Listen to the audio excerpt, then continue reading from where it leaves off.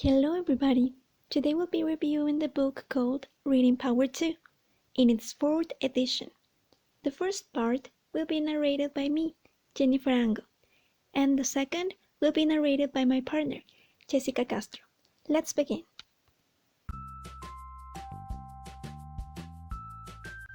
The book was written by Linda Jeffries and Beatrice Michaelecki.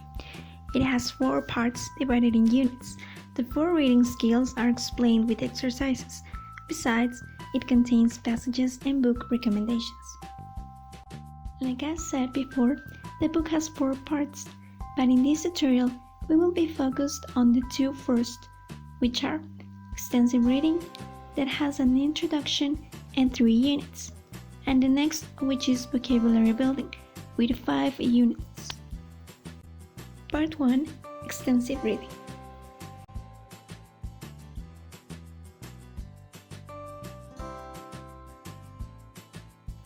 Also, there are 2 questions that we need to know to begin with the content. What is extensive reading and why is extensive reading important? Unit 1, New vocabulary in your reading. Here you'll find new guidelines for dealing with new vocabulary in your reading. Unit 2, Fiction and Non-fiction. The first we will review is fiction, its definition and different kinds. The example provided to practice for the book in the exercise is A Day's Wait, written by Ernest Hemingway. Also, the book has the definition and examples of non-fiction. The passage is one called The Black Death. Unit 3, Books. In this section, you will learn tips to choose the right book or getting the most from your reading with some guidelines for extensive reading. Also, this will help you with techniques to talk about your books. This can be book conferences, reading circles, or book talks. Or maybe if you want to learn about how to write your books, you will know more about book reports, book files, and reading lists. Besides the content, suggested books are an important topic here. The authors made 2 lists of recommendations. List A is for fiction readers. For example, A Christmas Carol by Charles Dickens and Of Mice and Men by John Steinbeck. Readers of non-fiction, Audrey Hepburn by Chris Rice and Water for Life by Bernard Smith. List B is for easier fiction. Here we can find books like The True Confessions of Charlotte Doyle by A.V. and Fallen Angels, written by Walter Myers. In easier non-fiction books like The Upstairs Room by Joanna Ruiz or Pelé by James Buckley can be found. In more difficult fiction, there are Code Orange by Caroline Cooney and The Red-Headed Princess by Anne Rinaldi. And to end with this list, there is more difficult non-fiction, like The Diary of a Young Girl by Anne Frank or Night by Elie Wiesel. Following with Part 2, titled Vocabulary Building. In this first unit, guidelines for learning vocabulary, words, and how they are used will be a major topic. Moreover, make good use of the dictionary and study vocabulary often are important to improve your reading. Furthermore, important aspects to know to read, like pronunciation, how words sound, spelling, what a word looks like, parts of speech, if this is a noun, verb, pronoun, adjective, or adverb. Different meaning. Many words have more than one definition. And finally, how to use a word. In phrases and sentences, tells you what words are used together. To study vocabulary notebooks, study cards, or using cards for review can be a help to teach you to increase the frequency of your learning. In Unit 2, called Learning New Words from Your Reading, the subtopics like choosing words to learn or guidelines for choosing words from your reading will be treated deeply. Some passages are designated to be used in exercises to practice this unit. Some of the titles are Reducing Stress, Pets for Better Health, The Common Cold, Flight Risks, and Europeans Stand Tall. In the second part, in Unit 3, we have guessing meaning from context. In order to understand this part, we must know what is context. We must read the information that the book provides us on page 50. From the context, we can learn a lot about a word. Also, we can learn the part of the speech, and we can often understand the general meaning. This part of Unit 3, we have some exercises that help us to understand this topic in a better way.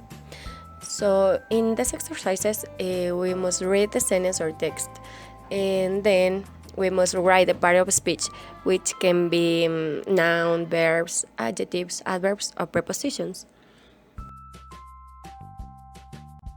Before these exercises, we have to read information that is at the beginning. For example, on page 54, this will help us understand and do the exercises well. In Unit 4, we have word parts. An easy and fast alternative to looking in the dictionary is to break the word into parts and analyze the meaning of each part.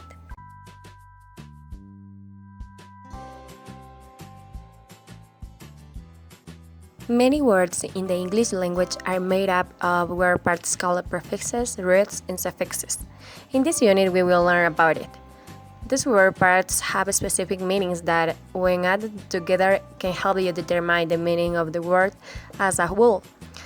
This information is at the beginning of each exercise too.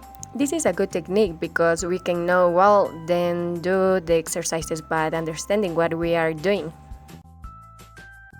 In these exercises, we are provided with a box with opinions, which we must use to complete a whole word. Finally, in this unit, we have information about word families that is on page 67. Word families are groups of words that have a common feature or pattern. They have some of the same combinations of letters in them and similar sound. Here we have a clear example of the word wonder by changing it to verb, to adjective, to adverb, and to noun. Wonder as a verb is wonder, as an adjective is wonderful, and as an adverb is wonderfully. In Unit 5, we have how words are used together. People often use certain words together in phrases. When you are reading, you will understand better if you can recognize common phrases quickly. To understand this part, we have to know what is a phrase. A phrase is a group of related words within a sentence that complements the overall structure of sentence. A phrase lacks both the subject and the object. Hence, a phrase cannot stand alone to give complete meaning. So, here the book provides us some examples of common types of phrases. We have noun phrase, prepositional phrase, adjective phrase, adverb phrase, verb phrase, infinitive phrase, gerund phrase, and participle phrase.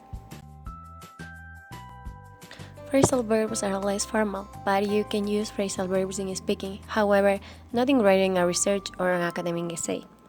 To can do the exercises, we have to read information that is at the beginning, and what we have to do here is to identify different phrasal words, and in order we have to complete the text with other phrasal words. In Unit 6, we have how words work in sentence. Understanding a sentence means more than just knowing the words in the sentence. You also need to be able to find the key parts of sentence, understand the reference of pronouns, recognize words and phrases that refer to the same thing.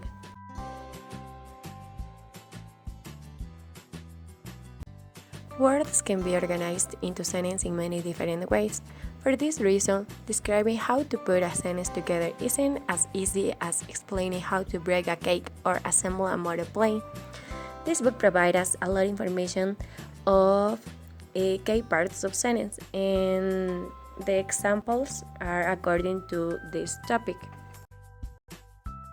Corresponding to exercises in this unit, in some exercises we have to identify the subject and verbs in a passage, and in other exercises we have to identify pronouns and possessive adjectives in a passage. In the end, we can say that vocabulary building is simply a matter of reviewing the words regularly until we fix them in our memory. To implement all this, we can read other books and apply everything we learned in this section. At least, but less important, we can say that this book is too helpful due to the information that this gives us is essential to be able to read well and understand some text or some book. Moreover, the exercises provided were in line with the topics covered, and those were according to our level. So we hope this tutorial has been very helpful to you. Thank you.